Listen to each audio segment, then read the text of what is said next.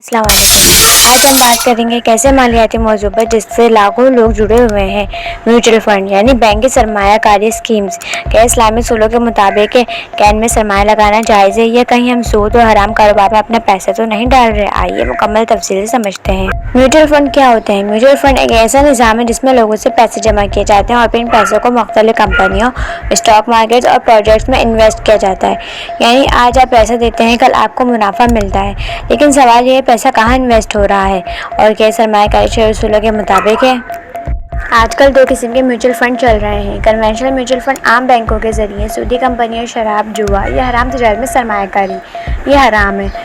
شرعی complaint mutual fund اسلامی بینکوں یا شرعی بورڈ سے منظور شدہ، صرف حلال کاروبار، صاف ستھری کمپنیاں اور سود سے پاک سرمایہ کاری، یہ جائز ہو سکتی ہے بشرطیکہ کہ تحقیق کی جائے۔ اسلام کی رہنمائی قرآن مجید میں سود کے بارے میں واضح حکم آیا ہے۔ اللہ نے تجارت کو حلال اور سود کو حرام قرار دیا ہے۔ نبی کریم صلی اللہ علیہ وسلم نے فرمایا سود کے 70 دروازے ہیں اور ان میں سے کم گناہ یہ ہے کہ آدمی اپنی ماں سے زنا کرے۔ لہٰذا جو بھی فنڈ سودی نظام پر ہو وہ کسی بھی حالت میں جائز نہیں۔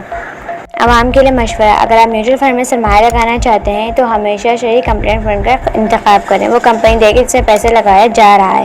سود، شراب، جوا، حرام عشق سے تعلق رکھنے والی کمپنی اوائڈ کریں۔ اگر شرعی بورڈ کی تصدیق نہیں ہے تو ہرگز انویسٹ نہ کریں۔